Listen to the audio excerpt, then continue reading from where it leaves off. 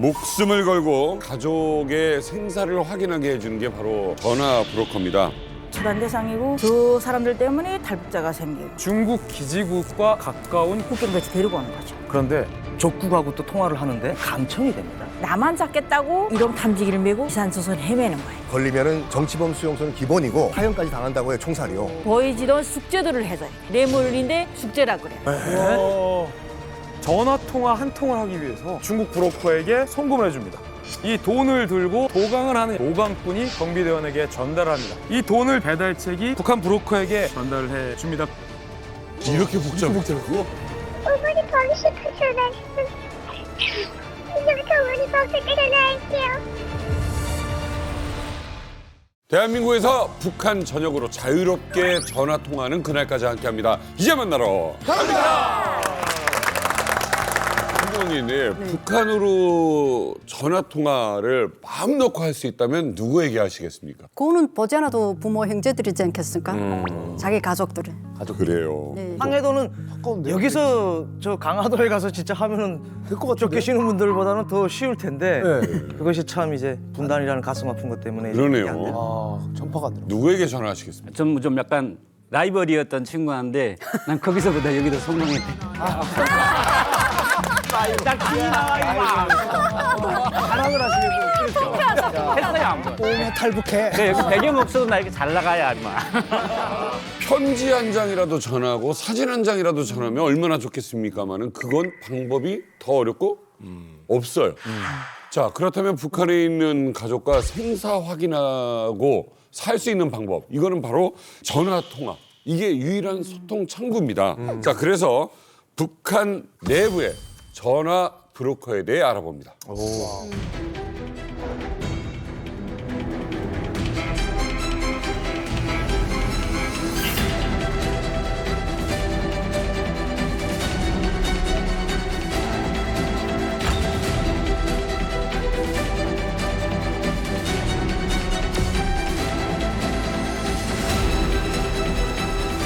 전화만 잘 돼도 진짜 좋겠다.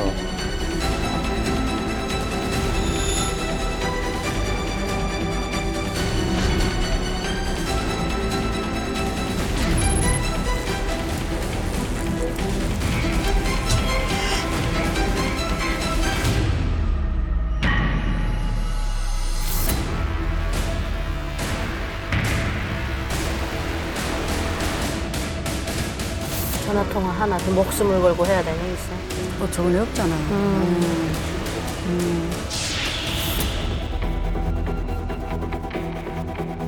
입시가 알겠습니까? 유셔 이제부터 어머니 보고 전화할게요. 미안하다. 우리 딸 한테만 미안하고 잘 지내야 돼. 아프지 말고. 얼마나 가슴이 찢어지겠어요. 아유. 목소리 듣고 싶어서.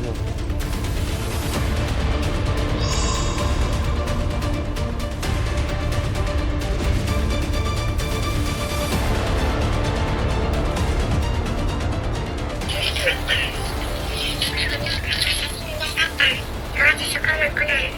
알지만 어머니가 알지 않고 있다.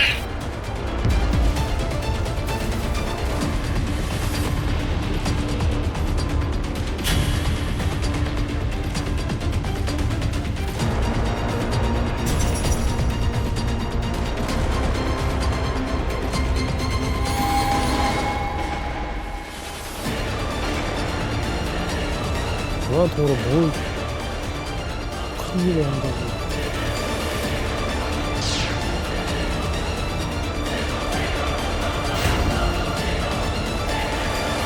아이고야. 목숨을 걸고 가족의 생사를 확인하게 해주는 게 바로 전화 브로커입니다.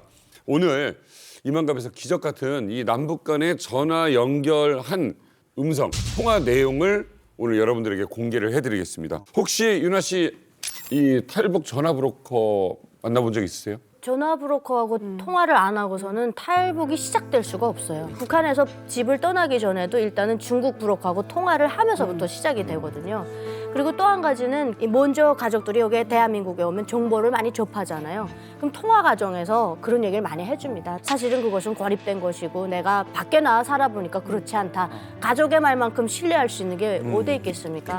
그러니까 그런 분들도 사상의 변화가 되고 계몽이 되는 거예요. 그렇게 해서 탈북으로 이어지는 경우도 많죠. 지구상에서 정말로 국제 전화를 마음대로 걸 수 없는 나라가 거의 북한이거든요. 국제 로밍 협약도 가입이 안 돼 있고.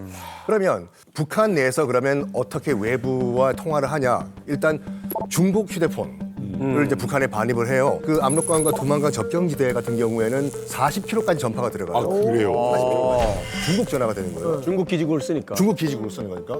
문제는 뭐냐면 딱 이게 북한에 중국 전화가 있을 이유가 없잖아요. 그렇죠. 갖고 있으면 100이면 100, 남조선에 있는 너 가족들과 통화한 거지. 단속 대상입니다. 일단 기본적으로 이걸 갖고 있다가 걸리면은 정치범 수용소는 기본이고 네. 일단은 최악은 사형까지 당한다고 해요. 총살이. 전화기를 가지고 있는 것만으로. 너 중국 전화기 왜 갖고 있으냐? 그러니까 이 전화 브로커 일을 하시는 분들은 정말로 목숨 걸고 일하시는 거예요.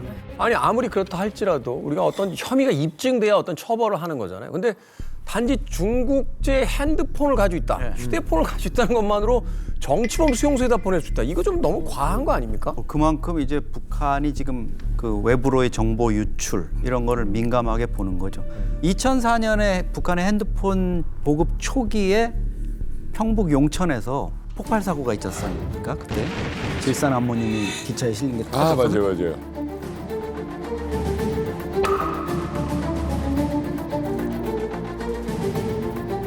그때 김정은이가 이제 중국을 방문했다 돌아오는 길이었는데 마침 그 시점에 터졌기 때문에 이게 핸드폰 기폭 장치에 의해서 테러가 발생한 거다 이런 얘기가 있은 다음에 핸드폰이 일시적으로 전면 중단됐었어요. 2년 전에는 이런 일도 있었습니다. 만경대 혁명학원이 개교 75주년을 맞았는데 75주년쯤 되면은 김정은이가 한번 오지 않을까 이런 주민들 사이에 뭐가 얘기가 돌았을 거 아닙니까? 예. 근데 이게 대북 매체 쪽에 연락이 된 거예요.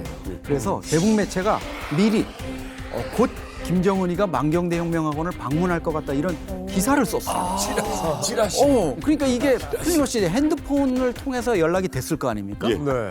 더 놀라운 건 김정은이가 오긴 왔어요. 오긴 왔는데 잠깐 휘 둘러보고는 가버리고 나흘 있다가 다시 와가지고 제대로 방문을 합니다. 그만큼 북한이 이게 김정은의 신변 문제나 뭐 여러 가지 관련해서 민감하게 보고 있는 거죠. 최근에도 이제 회령 지역에서 한 300명을 모아놓고 이제 공개 재판이 열렸는데 딸하고 부모 이렇게 3명이 이 딸이 가지고 있던 핸드폰 때문에 한 9년형씩 해가지고 도합 27년형을 받았어요. 그러니까 이게 놀라운 거죠. 딸이 핸드폰을 갖고 있다는 걸로 부모가 제대로 관리를 못했다 이래가지고 연자제. 27년의 노동교화형까지 받은 거예요. 그리고 제가 하나 더 첨언해드린다면은 2004년도에 핸드폰이 북한에서 10,000대 정도 팔렸어요. 그때 핸드폰을 왜 통제했냐면 그때 북한에서 핸드폰 사용했으면 북한 체제 무너질 수도 있어요. 그렇죠. 그때 구글도 됐어요. 다 됐습니다. 국제전화도 됐어요. 그때 당시에 핸드폰을 북한에서 통제를 할 줄 모르니까 기기를 그냥 갖다가 그냥 짠 거예요. 그러니까 그다음에 아무 나라나 다 했어요. 제약을 못. 그렇죠. 그때 당시에 이제 3개월 정도 사용을 했는데 3개월 사용하고 죽은 사람이 500명이 돼요. 그거 사용하고. 왜냐면 그때 당시에 북한 소식도 알려주고 한 거예요. 근데 그게 국가 기밀 누설로 된 거예요. 그러면서 이제 핸드폰을 못 쓰게 된 거죠. 2009년에 다시 사용을 했어요. 처음으로 나온 게 2009년도부터인데 처음에는 핸드폰이 이집트 거 들어왔습니다. 이집트. 이집트 그래. 핸드폰이 들어왔는데 거기에서 그때 나오기 시작한 거는 김책공대나 이과대학 졸업한 이 수재들이 이 핸드폰을 국제전화가 안 되게끔 오면은 북한 내에서만 되게끔 만들어낸 거예요. 차단했어요. 네. 그래서 밖으로 연결이 안 돼요. 그리고 차단할 수 있는 탐지국도 다 설치해놨고 인터넷도 다 막고. 다 막고. 제가 2003년도부터 2006년도까지 북한에서 해령, 아까 선생님 말씀은 해령에서 제가 전화 브로커를 했었습니다. 그래요? 네, 전화 브로커하고 송금 브로커 같이 했었는데 당시까지만 해도 저희 같은 경우 잡혀봤자 단련대 3개월에서 6개월 정도 단련대라면 그냥 노동 단련 이 정도 하면 그냥 벌금이라고 해야 좀 뇌물 좀 뺐던가 이랬었는데 그 이후에 김정은 시대에 들어서서부터 교화형, 단련형이 없이 바로 교화형으로 해가지고 5년. 교화형은 주민등록증이 말소되거든요. 공민증이 없어지고 장원이면 출당 철칙 뭐 이게 다 되고 그러니까 사람이 아닌 거죠. 사회적 사람으로서, 매장을 시키는 예, 거예요. 매장시켜가지고 범죄자가 정도가 아니고 얘는 사회에 나오면 안 되는 사람. 야, 이게 너무하지 않습니까? 이게 딸하고 엄마를 세상에 그렇게 감옥에 넣을 정도예요. 그래서 북한 김정은 들어서 최근에 이 법을 만들어요. 일종의 악법인데 더 주민들이 옥죄에 있는 거죠. 그래서 제가 한번 이름을 붙여봤어요. 이른바 3대 휴대폰 금지법. 북한에. 근데 다 보면은 북한 법들의 처벌 근거들을 두고 있어요. 처음에 2015년에 만들어진 법이 비법적 국제통신죄를 만들었어요. 그래서 이 법에 따르면 국제통신을 한 자는 1년 이하의 노동 단련형 또는 5년 이하의 노동 교화형에 처한다. 근데 이게 처벌 수위가 가장 낮아요. 제일 먼저 만들었어요. 그러다가 이거 가지고는 안 되잖아요. 그래서 2020년에 반동문화 사상 배격법을 만드는데 깨알같이 그 배격법 안에 35조 4항에 핸드폰 금지법을 넣어놨어요. 다른 나라의 손전화기를 보관한 경우도 처벌하도록 규정하고 있습니다. 그래서 중국 휴대폰을 소지하고 있는 것으로도 처벌이 되는 거예요. 반동문화 사상법에 따라. 근데 작년에 법이 하나 또 제정됐습니다. 작년에 국가기밀보호법인데 우리로 따지면은 국정원에서는 좀 다룰 법 같은데 실제로 한 북한 여성이 남편이 중국 왕복이 자유로운 화교였어요. 그래서 부인이 남편에게 손전화기로 핸드폰으로 전화를 건 거예요. 요즘 장마당 물가가 너무 올라서 중국에서 올 때 사와줘. 단속반이 이 여성을 어떤 법에 근거해 처벌하냐면 국가기밀보호법에 근거를 둬서 노동교화형 3년형을 선고했는데 아이고야. 국가기밀이 어디 있어요? 아이고야. 장마당 물가는 국가기밀이야. 장마당 물가는 국가기밀이야. 원래 그래요. 북한에서 통계는 기밀이니까 모든 통계. 아니 주식 동향을 알려준 것도 아니고 장마당 물. 이게 정확하게 말하면 최대한의 형별을 적용할 수 있게끔 근거를 만들어 두고 갖다 붙이는 거죠. 국가기밀을 누설했네. 적과 내통했네. 아마 이제 간첩죄까지 붙일 거예요. 아니 장마당 물가가 국가 기밀이란 것까지 인정을 하더라도 아내가 그 이야기를 남편하고 한 거잖아요. 근데 그게 국가 기밀 누설이 되죠. 한 것도 아니고 콩나물 두부 올랐어 이러면은 처벌돼. 근데 북한은 옛날부터 그 쌀 가격이 엄청 예민해요. 그래서 북한은 이 양정이라는 게 정치에 들어가 있어요. 그래서 양정 가격을 밖으로 빼돌린다라는 건 북한의 정치에 손을 대는 거거든요. 그래서 저희 때도 양정 가격을 밖으로 국정원에 돌렸다 그래가지고 공개 총살한 경우도 있어요. 국가 기밀인 거죠. 제가 그 북한에다 이제 옛날에 이따금씩 연락하면서 저도 장마당 값을 물어본 적이 항상 형제들인데 전화 가면 쌀값이 얼마야 이것부터 물어본다 본능적으로. 월결에 제가 이제 장마당 값을 이렇게 물어보다가 야 태양절에도 선물 줘? 언니 그런 말 하지 마 이렇게 거짓말 못하게 한다. 그거 기막히자니까 이게. 마치 하루살이처럼 이 위태한 삶을 살아가는 남북의 유일한 소통 창구. 지금으로선 바로 이 전화 브로커들에게밖에는 기댈 곳이 없는 것이 현실입니다. 그래서 좀 더 생생한 이야기를 듣기 위해서 오늘 한 분을 모신다고요? 네. 외부와 철저히 단절된 주민 통제가 엄격한 곳이 바로 북한이죠. 그것도 김정은 집권 시기에 무려 7년 동안 전화 브로커를 하신 분을 직접 이 스튜디오에 모시도록 하겠습니다. 주정신님 모시겠습니다. 왠지 뵙자마자 휴대전화 개통하고 싶어지는 느낌이. 본인 소개 좀 부탁드립니다. 함경북도 무산에서 살다가 2018년도 8월에 떠나서 2019년도 2월에 대한민국에 도착한 주정희입니다. 아이고. 이천공. 우리 집에 고모랑 굉장히 닮으셨네요. 이런 게 비슷하세요? 닮았어요. 정말 죄송합니다. 진짜 눈이 닮았어. 웃을 때 눈이 딱 닮았습니다. 한번 봐주세요. 사회탈.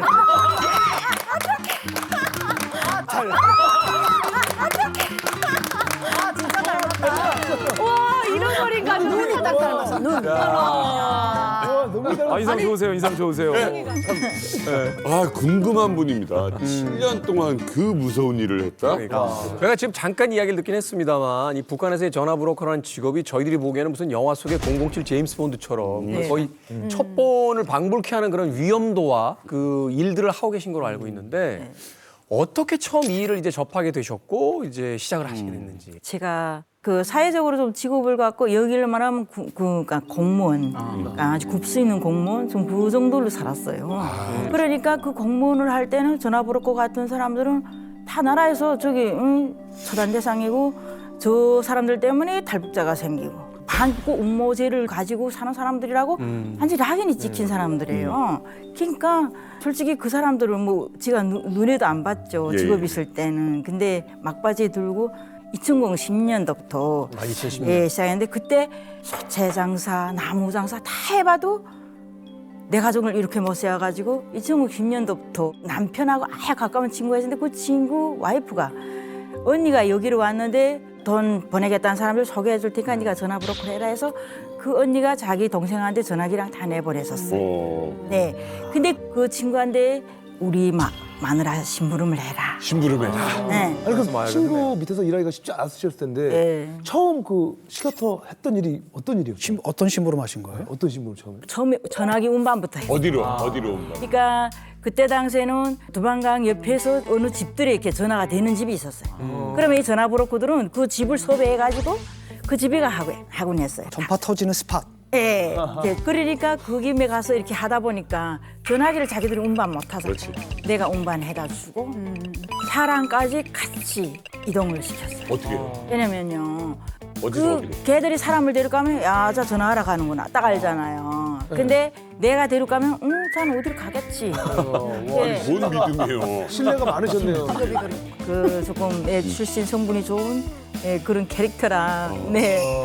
그래가지고 함흥까지 갔다 오라고 해서 함흥까지 갔다 오라고. 두만강 근처에서 함흥까지요? 예.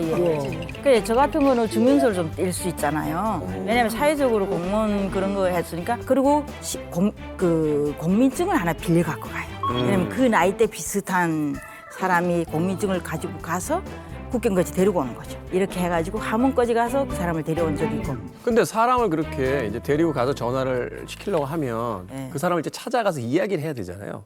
그럼 순순히 따라옵니까? 이 사람들은 다 대체로 10년 전에 헤어졌거나 대체로 7, 8년. 거의 보통 10년이에요.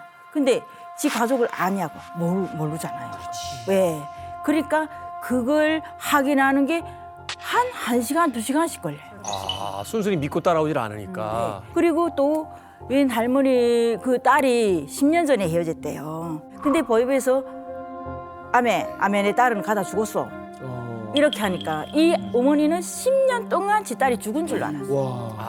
죽은 줄 알았는데 제가 가니까 저를 믿겠어요? 안 믿지. 믿죠. 죽은 줄 알았네. 이 무슨 이런 안까지 와가지고 막 이러면서 부활이는 좀 이렇게 막대하시네. 말투가 세잖아요. 그러니까 와 그때는 진짜 돌아서면 야, 내 무슨 이런 심부름을 다 하고 이런 갈세를 받나 이런 생각까지 엄청 서러웠고. 좋은 일을 한다고. 인증 방법이 있어야 될 거 아닙니까? 네. 그러니까 요거를 설명해야 이 사람이 믿는다. 그렇지. 딸이 죽었다 하는데 그러면 진짜 딸인지 아닌지 어떠한 암호를 그 같이 살던 그걸 이야기해줘야 그래도 그 엄마도 조금이라도 움직이지 않겠냐. 가족들만이 아는 거. 네, 그래 물어봐라. 그때 아명이 있었대요. 어려서는 순이라고 불렀는데 그걸 말했는데도 안 믿는 거예요. 한 5번 진짜 한 5번 만에 마지막으로 그 딸이 가만히 생각해보더니 뭐라고 말하냐면 내가 학교 때 맨날 소리난 입단하면 토끼 가죽 내라 무슨 인매를 해야만이 소리난 입단식 막인데 소리난 지도원 선생이 얘를 부르더니 너 토끼 가죽 안 내고 그랬는데 다시 집에 가라. 얘 공부하다가 떨겨온 거예요. 떨겨왔으니까 어린애를. 집에 들어서니까 엄마가 울더래요. 무슨 일이 있었는지 모르겠는데 아무튼 좀 먹을 것도 없고 뭐 어떻게 아이고. 들어예 우는 거 얘는 엄마 우는데 사정이 없죠. 내 생각만 있으니까. 그렇지, 아이니까. 아이 그때 어렸었잖아요. 네. 그러니까 엄마 학교에서 토끼 가지고 만나서 떨게 왔다니까. 거기서 엄마가 팍 벨이 나는 거예요. 엄마 우는 거 보이지 않냐면서 그래. 어떻게 때렸는데 손이 이렇게 찢어져가지고 얘가? 이게 왜 그러면 피가 살살 흘러나는데 그 이야기를 자기 지금도 흉터가 있다는 네. 그러면서 그 이야기를 해주더라고요. 그들이 이 얘기하니까 그 이야기 하니까 바싹 주저앉아 울더라고요. 나 다리를 딱 붙들고 우는데 진짜 맞다는 거지. 자기 딸이 가자 만나겠다. 와. 우리 딸이 진짜 10년 동안 죽은 줄 알았는 딸이 진짜 이건 이렇게 진짜다 갔다. 하면서. 자, 죽은 자식이 연락을 해온 거니 얼마나 놀랬고. 안 믿지, 그건 누가 믿어. 저도 저런 건데 저는 딸이 죽었다 7년 동안 제사밥 떠났으니까 딸이 죽었다 해가지고. 아 맞아요. 예, 아내가 딸이 죽었다 해서 저는 어느 때 지금 이제처럼 저는 전화 브로커가 저희 집에 왔단 말이에요. 그것도 그 산으로. 그래 와가지고 저보고 혹시 딸이 이름 부르면서 그래서 우리 딸이 죽었다고. 그러니까 나는 항상 밀수를 했으니까 이거 보이들이 또 내 뒤를 캐느라고 그것을 하려구나 이렇게. 네, 믿지 않았단 말이에요. 옆에 보이. 네. 옆에 보이 딱 오늘 드디어. 그래가지고 믿지 않았는데 첫날에 내가 오디오 개수작들 당장 가라고 쫓았는데 그 다음날 또 왔단 말입니다. 이 브로커가 또 와서 딸 생일, 우리 언니 생일, 생일날에 내가 해줬던 음식, 우리 언니 어릴 때 별명이 특이한 별명이 있었더만 걸구라고. 걸구. 그 멧돼지 순놈을 걸구로 하지 않습니까? 이빨 이렇게 난 거 걸구로 하는데 우리 언니가 그 한 100리를 갖다 감자를 날라왔는데 100리 되는 길을 먹고 살겠다고 감지를 소달고 끌고 왔는데 애가 밤에 12시 넘어왔는데 너무 배고프니까 강냉이 밥을 있으니까 이런 북한에는 살아있단 말이니까 소래 거기다 강냉이밥 하나였는데 그거 혼자서 가서 다 먹는. 그래서 제가 걸구라 했는데 그 별명을 브로커가 말한단 말입니다. 그거는 누구도 모르고 우리 집 식구들밖에. 그다음에 내가 언니가 탈북할 때 그 해준 생일날 음식은 누구도 모른단 말입니다. 그렇죠. 그 얘기를 해서 맞는데 해가지고 그럼 한번 보자 해가지고 전화를 제가 했다는 거예요. 믿지 않은. 7년 전 죽은 딸인데. 네. 그건 누가 믿겠습니까? 갑자기 딸이 살았다니까. 통화를 처음 하셨잖아요. 네. 기분이 어떠셨어요? 그때는 말 몇 마디마다 울다 나면 그 시간이 다 갑니다, 진짜. 목소리만 들어도 엄마는 암만 목소리가 변해도 자기 자식 목소리는 바로 알지. 알지. 우리 언니 원래 이름이 은경이 됐다. 엄마 나 은경이야 하는데 저리 네 은경이 맞아 하는데 글쎄 눈물이 또 왈왈 바로 알지. 저도 처음에 이게 똑같은 서러웠던 게 서러웠다기보다는 되게 두렵고 무서웠는데 당신은 아시다시피 다 제가 폭풍군단 제대됐을 때니까 나 두려운 게 없어. 그러니까 자기가 살던 집에 가서 뭐 엄마를 설득시켜서 동생이든 남동생이든 여동생을 데리고 오라. 해령까지 와서 통화하자. 가는 노정엔 초소가 2개가 있습니다. 고무선 초소, 중도 초소, 보위부 초소랑 군단 경무 초소가 있거든요. 이 초소를 통과시켜서 들어가는 이 위험성도 있지만 가능해? 문제는 그게 두려운 것보다 갔는데 내가 잡힐까 봐 더 두려운 거야. 갔는데 그 집에서 날 반겨줄지 아니면 보위부가 항상 감시하는 집이면 정보는 옆집에서 또 바로 알려주면 낯선이가 등장할 바로 리가 당국과 뭐 예. 근데 일단은 뭐 문착이 들어간 거죠. 가서 딱 문 열고 쌀하고 과자 딱 갖다 주고 당장 전에 옥수수 먹을 사람한테 잎쌀 딱 갖다 줬는데 딱 보더니 어머니가 딱 야 보위부에 신고해라 하더니 아니 그런 딸이 없어 이러는 거야. 그러니까 이게 시험인 줄 알았겠죠. 그 딸은 내 이미 지었다 뭐 이런 생각을 하는 얘가 거야. 아니다. 자기 안에. 그러다 보니까 바로 보위부 신고한다니까 야, 빨리 빠져야 돼 나는 뛸 준비부터 하고 있는데 그 집 아들이 일단 엄마가 지금 여러 가지 생각이 있을 수 있으니까 자기 화전이 있다고 산 안골 부업지 같은 데 있으니까 거기 초소 강냉이 초소에 있는데 그 초소에 가서 한 30분만 기다려달라. 자기가 금방 올라가겠다 하더라고. 나간 것처럼 하고 산으로 올리뛰었죠. 뛰어서 그냥 그 초소에도 못 있겠습니다. 또 아들도 또 짜고 데리고 초소에서 한 7m 정도 가면 나무가 하나 있거든요. 나무 꼭대기 올라갔습니다. 제가 나무 잘 타고. 거길 또 올라갔어요? 거기 사람들 쫙 올라가가지고. 믿을 데가 없어. 못 믿겠어요. 믿을 데가 없어. 네, 나만 빼고 다 못 믿겠는데. 네, 누구라고 딱 믿지? 가지고 오두막을 지켜보고 있죠. 토볼대가 올라갈 상상하면서 딱 오면 또 어떻게 뛸까 후퇴 방향 다 챙기고 딱 보고 있는데 혼자 오더라고요. 혼자 와서 또 한참 한 10분 기다려보는데도 산기슭이 올라온 데가 없더라고요. 그래가지고 나무에서 다 볼 수 있는 사람 딱 내려가가지고 얘기하니까 아, 자기 누나 만나고 싶다, 연락하고 싶다 하는 겁니다. 매월 며칠까지 정진 어디 역전 앞에 어디서 만나자 이렇게 해놓고 기다리는 겁니다. 역전 앞에. 또 역전 앞에서 그냥 나가면 못 기다리고 두부밥장 사꾼들처럼 위장하고 그 밑에서 이렇게 꽃제비 해봤었으니까 그 사람 뒤집어 쓰고 되게 네, 통화 한번 이분이 제임스 본드네. 왜냐면 처음이니까 잡히면 그냥 그렇죠.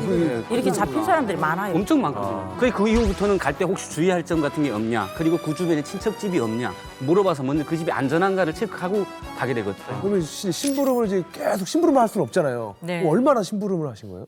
제가 심부름은 한 2년 정도 했던 것 같아요. 왜냐하면 심부름을 그만둔 계기가 그 친구 와이프가 감옥에 갔어요. 보위부 7처에 당해가지고 이젠 제가 심부름 할 데가 없잖아요. 그렇죠. 그렇구나. 그래서 안 되겠다. 내가 그래도 손전화를 사야 되겠다. 직접 그냥. 독립해야겠다. 드디어 개업, 사장님. 사업을 하게 되는 거예요. 이제. 그래서 중국 돈 1,600원을 주고 샀어요. 그런데 그 몽실이를 샀어요. 그때 당시는 이게 스마트폰이 오랜만에 들어본다. 전화기가 여러 가지 있었어요. 네. 그때는 엄마 얘가 몽실이야. 뭐 무슨 전화기인데 진짜? 여기야. 나 이거 뭐야? 나 저거 그립다. 그러니까 나 똑같은 거 있었어 왼쪽. 노키아 뭐 오키폰 예전에 뭐 여러 가지. 그다음 저자 걔네 건 맞아, 저거 우리 많이 썼어요, 노키아. 그럼 막대는 왜 막대예요? 막대기는 그냥 일직선이니까 막대기. 아 몽실이 몽실이는 이렇게 동글동글하니까 몽실이. 예. 막대기, 몽실이.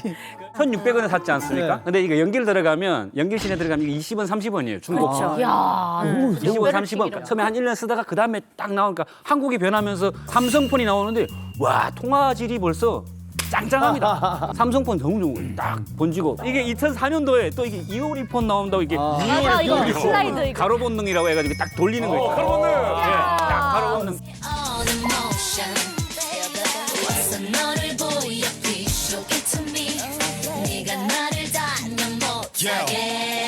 사진 딱 그러니까 그걸 썼어요? 가로 예, 보는? 그 3,700원인가 했었거든요. 이게 딱 사진 너무 잘 찍히고 막 벨소리가 막 울리니까 너무 좋은 거예요. 굳이 또 그걸 가지고 첫사랑 그때 길주에 있었는데 길주까지 또 간다고 그걸 또 양말 바지에다 넣어가지고 배에다 그죠 딱 차가지고 그 폰 낸다고 가면서 그때 당시에는 북한 주민들이 폰이 없을 때니까 딱 갖고 가서 첫사랑 집에 가서 딱 핸드폰 놓고 밥 먹고 술 먹고 딱 내려와야 되는데 막 이러고 그럼 폰 하는 뭐 어차피 그거는 폰 안 되거든. 안 되는데 왜 가져가요?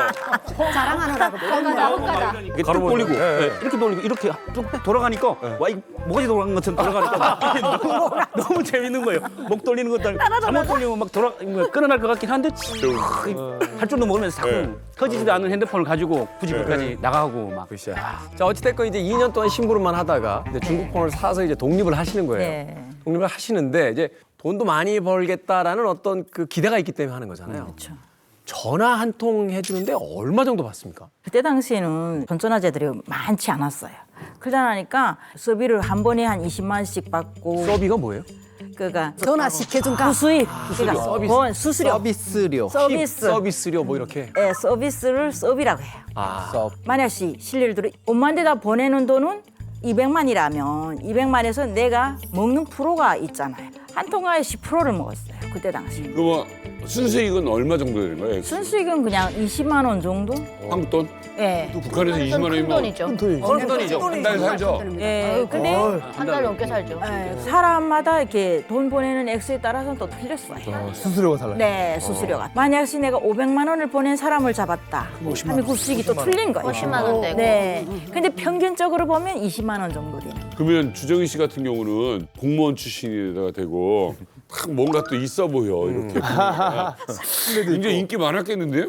사람들이 많이 찾았을 것 같아요. 안전한 사람과 신뢰가 있는 사람을 더 찾게 돼 있죠. 저한테 오는 사람 좀 많았어요.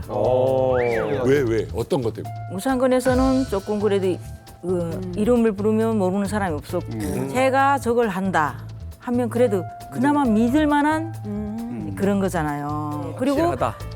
내가 공보무 7년 하면 당에 입당하고 노동당, 야. 국민당, 또 당원. 직수함이 되네. 여자당원 쉽지 않은데. 북한에서 이 당원은 좀 일러졌어요. 여당원 쉽지 그래서 않아. 당원이고 또 사회적으로 직위 좋고 하니까 믿음이 있으니까 저한테 많이 왔어요. 아, 여성이 노동당원이 더 힘들어요? 아, 그 여당원은 네. 300만에 뭐 노동당에 입당하는 당원이라는데 저는 여당원들 그렇게 제 주변에서 많이 못 봤어요. 딱 제 느낌이 이거네요. 노동당원이고 이러니 공무원 출신이니까 오히려 믿었지만 걸리면 벌은 더 크게 받는 더 크게 받죠. 크게 받지. 아주 위험한 분이야. 벌을 저희가 더 크게 받을 수도 있고 적게 받을 수도 있어요. 왜냐면 당원이니까 저희를 조금 봐주는 것도 있어요. 아, 그래. 그리다 나니까 그 대신 사기치는 사람들 많아요. 어떻게 사기를 칩니까? 돈 받아주겠다. 산에 올라가서 전화를 했다면 내려가 주겠다 하고 데리고 내려와서는 집에 가 기다리라 하고는 그 돈 갖고 날아요. 고위구나 또 정보원들도 또 약간 뭐 부럽은 것처럼 속여가지고 들어가서 네, 남조선 가족 전화 왔다 이렇게 해가지고 연락하면 함정 수사하듯이. 순진하게 네. 그러니까 사기라기보다는 잡아가는 것도 많아요. 진짜 못됐다. 그렇게 인기가 많으셨고 그랬으면은 이게 의뢰인이 많았을 거 아니에요. 네. 제일 많이 돈을 벌었을 때는 어느 정도나? 물 들어왔을 때. 네. 네. 제일 하루에 그 중국 돈 7천 위안까지 벌어봤어요. 하루에요? 140만 원. 네. 하루에 140이요? 네. 와, 그래서 하루에 네. 140이요. 진짜 전화 브로커하고 이제 통 브로커 하는 사람 제 주변에 있는 사람 아들이 여기 학교 다녀요. 대학 다니는데 지금 졸업했을 거예요. 한국에서 네. 그 5만 원씩 북한에 브로커 하거든요. 그 대학생을 그 브로커 엄마가 돈 보내줘요. 네. 달러를 보내줘요. 달러. 아이, 한 달에 300만 원씩 통장 꽂힙니다. 네네네. 송금이 온다고? 네. 저 봤어요. 왜 왔니? 하니까 엄마가 자유를 가서 느끼라고 자기를 보내고 자기 유학형 탈북. 최근에 이제 젊은 탈북자들, MZ 세대들 그 전형적인 이제 트렌드인데요. 북한의 고위층 자녀들이 이제 서울로 탈북을 해가지고 와가지고 그 친구들의 특징은 뭐냐? 와서 아르바이트를 안 해요. 일 맞아 안 안 해요. 해요. 조용히 이렇게 관찰해 보면 돈이 한 2, 3천 불 북에서 오는 거예요. 네. 예를 들면 뭐 이런 거예요. 아버지가 뭐 맞아요. 해령의 무슨 우체국장이다. 아니면 거기 뭐 보이부 뭐다 이래서 북한에서 우리 애 교육시켜가지고 미래가 없다. 이러니까 그렇다고 다 갈 수는 없으니까 여기서 내가 돈을 벌고 뇌물을 하던 데 벌어서 한국에 송금을 해서 그야말로 유학을 보내는 거예요. 야, 북에서 남한으로 유학을 보냈다. 북에서 전화 오면 야, 니 학점 어째라니? 야, 니 근데 제가 그 돈 7천 위안을 벌었어도 그 가족 생계를 쓰고 나면 많이 안 남았어요. 왜 안 남아요? 혹시 뭐 좀 쓰신 거 명품 사고 이러신 거 아닐까요? 아니에요? 아니, 많이 쓰셨나? 그 우리 일로 말하면 학비를 많이 맞춰야 돼요. 대신 그럼요. 보완원, 보이지도 숙제들을 해줘요. 숙제? 그걸 숙제라고 해요? 숙제라 그래. 뇌물인데 얘들은 숙제라 그래. 야, 내 숙제 좀 오늘 해달라. 이렇게 하면 벌써 돈 달라는 소리예요. 그렇죠. 맞아요. 왜냐면 오토바이가 막 오면 어떨 때는 막 겁이 나서 돌았어요. 돈 달랄까 봐. 이게 뜯어, 저게 뜯어. 마지막에 인민반장까지 와서 그 인민반에서 내는 걸 내라. 그러고 나면 진짜 남는 게 없어요. 어떨 때는 짜증나요. 숙제가 네. 위에서부터 받는 거니까. 그러면 네. 예를 들어서 7천 원을 벌었어. 그럼 숙제비가 얼마 정도 나갑니까? 숙제비가 그래 한 사람이 막 2천, 3천씩 달래요. 그러면 얼마 안 남네요. 그러면 난 남는 게 한 사람이 막 2,000원 달라, 이 사람 1,000원 달라, 600원 달라, 500원 달라 이렇게 하면 내가 기껏 써봐야 2,000, 1,000원, 1,000원. 그렇게 많이 벌어가지고. 예, 그렇게밖에 안 남아요. 한 명 돈 받아가지고 여러 명이 먹고 사는 거예요. 그 요즘에 회사도 돌아가고. 그렇지, 팀이 그 사업 돌아가는 기관도 다 그거 시스템이네. 뇌물로 다 돌아가는 보이부 거기 있자. 때문에. 그 보이부도 또 누군가한테 줄 거 아니에요? 위에서 자기 또 상관. 그 위에 숙제를 안 줘요. 해요. 그게 숙제예요. 네, 그게 숙제예요. 4단계 피라미드도 좀 날아갔네요. 완전히 이렇게 된 거예요. 공산주의라고는 주장하는데 배급제라든지 국가 시스템이 무너지니까 이게 사실은 이 상황에서는 뭐 단속이나 이런 게 가능이 안 되는 거죠. 그냥 먹고 살아야 되니까 다들. 아니 그러면 송주근만 이게 얼마나 통화를 하는 겁니까? 그건 사실은 중요해요. 북한에서도 내가 만약에 전화한다면 그래도 마음씨 곱고 좀 그런 사람들은 이제 먼저 돈 안 받고 해주는 것도 있단 말입니다. 그거 우리 서비스 말하는 거 한국식으로 말하면 서비스라 하는데 그렇게 해서 이제 전화로 이제 빌려줘서 할 때 있습니다. 근데 사실은 형제간이든가 부모들 간에 이렇게 전화하다 나면 울다 나면 그 시간이 순간이 지나는데 내가 요구해서 그 사람 전화하는데 그 돈을 내가 물어야 된단 말입니다. 한 달에 몇 번 해요? 보통 그 한두 번 하는데 한 달에 전화비가 낸 데서 나게 4, 50만 쭉 빠져나간다고. 그렇지만 그 목소리 한 번 듣겠다고 한두 번을 계속 한단 말입니다. 말을 얼마 하지도 못하면서. 아직 더 나와도 하고 싶을 것 같아요. 네, 목소리가 너무 듣고 싶으니까. 그래도 그 4, 50만이 내가 노가다면 힘들게 벌어도 아깝지 않단 말은 목소리 들었지 않습니까? 와, 전화 비용이 이제 4, 50만 원 나온다고 했는데 아니 주정희 씨는 수익이 20만 원 정도라고 하시잖아요. 네. 그럼 나머지 2, 30만 원은 그러면 도대체 어디로 간다는 거예요? 중간에서 사라진 거죠. 그 나머지 2, 30만 원이 어디로 중간에서 사라진 건지 제가 아주 쉽게 설명해 드리겠습니다. 자, 과연 탈북한 분이 북한에 있는 가족과 전화 통화를 하려면 얼마나 많은 복잡한 과정을 거쳐야 되고 그 과정에서 수수료가 얼마나 떼이는지 제가 지금부터 아주 알기 쉽게 일타 강사처럼 소개를 해드리겠습니다. 자, 일단 종민 씨, 예. 남북이 통화를 할 때 어떤 방법으로 통화를 할까요? 일단 뭐 북한에서는 전화를 막 마음대로 쓸 수가 없잖아요. 잘 안 터지니까. 그렇죠. 예. 저 중국 잠깐 넘어가서 네네. 뭐 같이 넘어가가지고 브로커랑 뭐 넘어가는 게? 공중전화 이제 그런 데서 이제 뭐 콜렉트 콜이나 콜렉트 콜. 예, 이제 야 오랜만에 들어본다. 콜렉트 콜 돈을 낼 수 있는 네네. 어떤 그런 방법이 좀 있지 않을까요? 비슷한 좋은 접근이긴 합니다만 애석하게도 그 방법은 좀 위험할 수 있어요.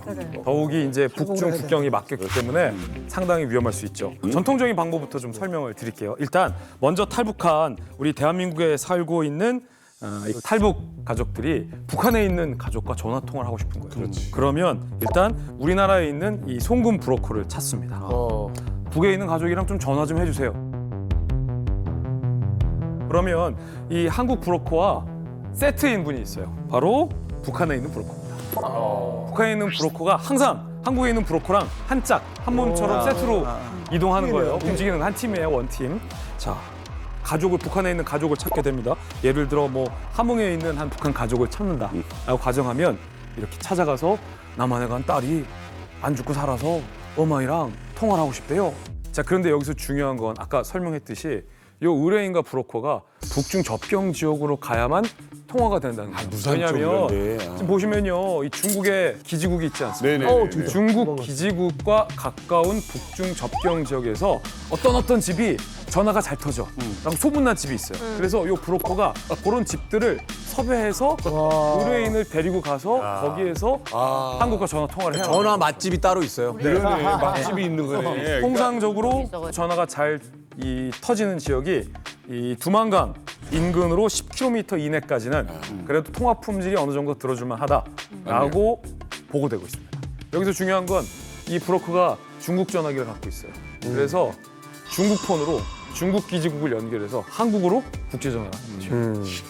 맞아요. 북중 접경 지역을 그 중국 측 바로 두만강에 붙어 있는 그 오솔길을 해가지고 이렇게 달려보면 중국이 이제 최근 들어서는 이제 발전하다 보니까 그 지역에 이제 통신이 좀 취약한 지역 이런 데다가 그 강변에다가 차이나텔레콤 그 철탑을 엄청 높게 세워놨어요. 그래요? 그러니까 이제 이게 그 변경 지역에 있는 주민들의 통화를 위한 거지만 역으로 이제 북한으로 그게 전파가 훨씬 많이 월경이 되니까 더 통화가 가능해지는 거죠.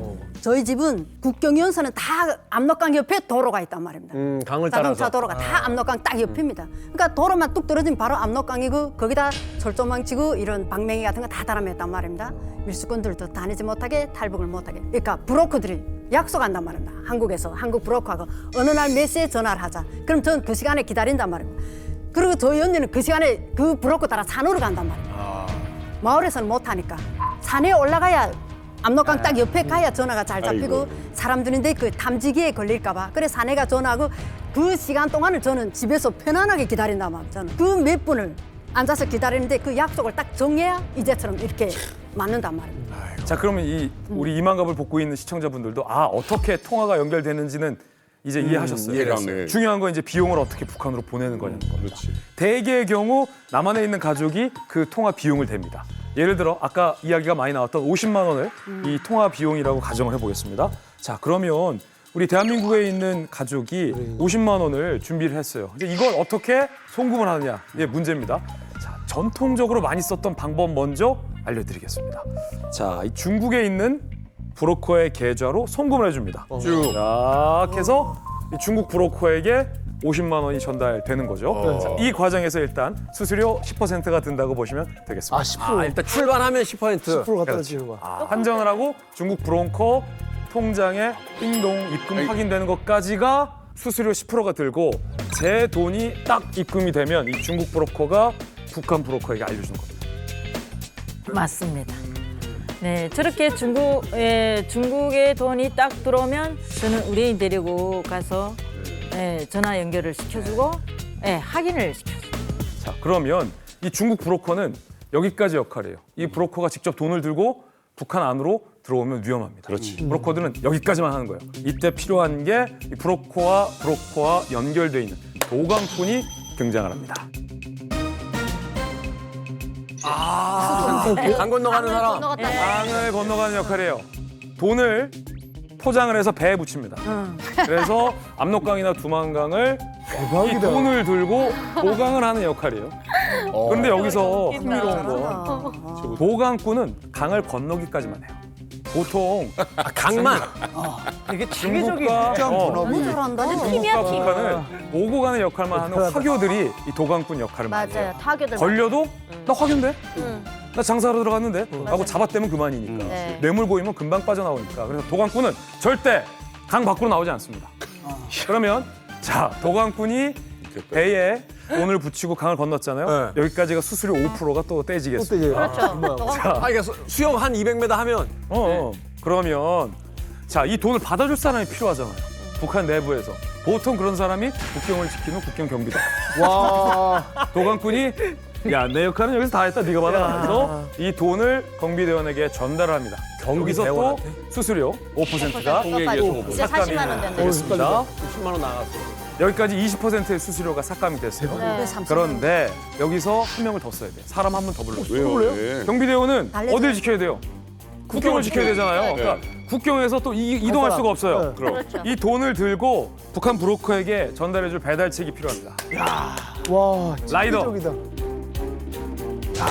와, 라이더. 찐득이다. 우리나라로 따지면 라이더. 아니, 지금 스포츠가 400m 개주합니까? 그렇죠. 그렇게 힘들게 나가요. 아니 저 진짜입니다. 그대로 진짜 하네요. 저래요. 그대로. 자, 그래서 배달책이 바로 이렇게 브로커에 전달해주냐? 그게 또 아니에요. 그게 또 아니야. 한 단계를 더 거쳐야 돼요. 그래.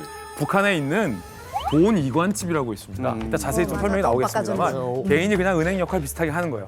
그래서 안전하게 이 배달책이 돈 이관집에게 이 돈을 전달해 줍니다. 그리고 바로 배달책은 빠져야 돼요. 빠져요. 아, 지금 보관금도 다시 처리 가고. 보관콩도 집으로 돌아가야 돼요. 경비대는 국경을 지켜야 되는 거예요. 그대로 있어야 돼요. 맞죠? 여기에서 돈 이관집에서 또 5%의 수수료가 빠져야 되는 거죠. 그제서야 브로커가 돈 이관집에서 수수료를 모두 다 제하고 남은 돈을 이제 수령하게 되는데 주정희 씨가 받았네. 자, 그죠? 이게 다가 아닙니다. 이 북한 브로커는 고위부에게 또 뇌물을 줘야 되고 각종 뇌물을 줘야 되는 거죠. 안전한 뇌물, 각종 유지 비용으로 여기에서 또 상당수의 돈이 뇌물로 빠져나가게 되는 거죠. 징하다. 와. 아니 그 돈 아까 돈 이관집이라고 했는데 이 돈 이관집은 처음 들어보는데 말하자면 현금 보관소 내지는 배분책이라고 보시면 돼요. 저게 지금 한 번 이렇게 500불 뭐 1000불이 보낼 때마다 도강을 하고 이러면은 너무 리스크가 크니까 한 뭐 5만 불, 10만 불을 중국에서 위안화나 이런 걸로 가지고 들여가서 그 돈 보관집에 맡겨놓으면 거기서 이제 지급이 이루어지게 뭉치로 움직여서 좀 리스크를 줄이는 거죠. 그러다 보니까 이제 그 돈을 이제 브로커별로 나누고 뭐 이런 작업을 하는 어떻게 보면 이게 기본적으로 보면 환치기 비슷하게 지금 그렇죠. 이루어지고 있는데 그 과정에서 북쪽의 자금을 총괄해서 움직이는 거점이라고 볼 수 있습니다. 은행은 있으나 마나니까. 네. 그리고 더군다나 이제 중간에서 일을 하는 사람들 입장에서는 이걸 직접 개인한테 갖다 주면 이게 발각됐을 때 문제들이 커지니까 이제 알리바이들을 만들기 위해서 이제 저런 방식으로 다 움직이는 것 같아요. 예. 그리고 저걸 저 돈 하는 진짜 마을마다 한두 집은 다 있단 말입니다. 우리 동네에 있는데 저 사람들이 하는 기본 역할이 중국 돈이 저기로 가면 북한 돈으로 교환해 준단 말이에요. 아, 예. 환전까지. 예, 중국 돈 100원을 가지고 그 집에 갑니다. 믿을 수 있으니까. 그래 그 집에 가면 북한 또 13만 원 준단 말입니다. 아, 환전. 예, 이렇게까지 해주는 집입니다. 근데 이제 국가가 기능을 못 하기 때문에 이제 은행을 대신하는 게 이제 돈 이관집 같은 역할인 것 같아요. 근데 이제 알잖아요. 관계자들끼리. 그 집에는 항상 현금이 많이 쌓여 있다. 예. 고위부 입장에서 보면은 어떻습니까? 이거 명절도 다가오는데 좀 내야 되지 않겠어? 하지 않겠습니까? 그런 데는 사실은 맛집은 맛집이죠. 근데 밖에서만 넘겨다 봐야지 사이즈가 크면은 그 보현이가 덮치면 큰일 나요. 돈 이관집 같은 경우에는 고위직을 딱 끼고 있어요. 고위직. 네, 만들어 나가가 들어가는구나. 이게 동네 그게 환전기가 아니라. 안돼. 내가 말이야. 누구랑 말이야. 사우나도 하고. 소연 씨 레벨은 아닌 거예요. 일반 담당 보현들 같은 경우에는 정말 그 사람들이 생각해서 줘요. 내가 달라고 요구를 못 해요. 왜냐면 달라고 요구하면은 안 달라고 하면은 바로 전화해요. 딱 전화해가지고 보현 아저씨 왔다 갔는데 돈 달라는데요. 그럼 뭐야? 바로 또 내려. 야, 너 고집 같댔어? 하면서. 네. 맞아요. 이렇게 큰 돈을 움직이는 사람들은 높은 쪽에 레벨이 있어요. 그래서 이 밑에 있는 담당 보현들 같은 경우에는 쓱 지나가다 만나면 인사하잖아요. 그러면 아유 뭐 담배라도 그 사람이 주면 고맙고 안 주면 어쩔 수 없고. 맞아. 가서 터치를 못 합니다. 네. 근데 이제 지금까지 설명해 드린 건 올드 패션드예요. 클래시컬한 전통적인 방법인데 지금부터는 코로나 시대를 거치면서 새롭게 이 통화 수수료를 송금하는 방법에 대해서 업그레이드를 해. 나는 분위기죠. 아무리 그래도 결국은 나는 북한은 종이돈이 들어가야 될 것 같은데. 송금의 시대. 자, 이제는 북한도 송금을 합니다. 그런데 미리 결론부터 말하면 수수료는 더 올라갔어요. 맞아요. 코로나 시대에 뭐가 봉쇄가 됐습니까? 북중 국경이 봉쇄됐죠. 결정적으로 누가 활동을 못하게 되냐면 보강꾼이 활동을 못하는 거예요. 아이고 어떡해. 직업을 잃었어. 자, 그러면 전통적으로 한국에 있는 브로커가 중국에 있는 브로커에게 송금해 주는 것까지는 같아요. 여기서 10%가 삭감이 됩니다. 여기서 어떻게 하냐면 낮은 경제구역, 경제 자유구역에 있는 중국은행이 있어요. 중국은행이 있어. 중국인은 북한에 있는 중국은행에 송금이 돼요. 하늘이 무너져도 이 서서한 돈을 구멍이 있다더니. 송금해 줍니다. 여기서 5% 수수료가 또 삭감이 되는 겁니다. 예. 자, 보세요. 자, 그럼 이 돈을 나진에서 무산까지 중국은행에서 이제 돈을 찾았잖아요. 이거 어떻게 가느냐. 이게 또 문제거든요. 근데 여기에서 북한의 운송 수단이 등장합니다. 뭔데요? 바로 기차. 기차. 그런데 나진에서 무산으로 바로 가는 기차 노선이 없어요. 그래서 나진에서 청진 가는 기차에 기차 승무원에게 이 돈을 맡깁니다. 10% 삭감. 10%또 기차가. 네. 그런데 이 승무원은 청진까지만 운행해요. 청진에서 무산으로 가는 그래 그래야 안전하지. 또 다른 노선의 기차 승무원에게 또 이 돈을 부탁합니다. 또 10%가 야, 추가적으로 그거는요, 진짜. 삭감이 되는 겁니다. 환승 비용 너무 비쌉니다. 너무 비싸죠.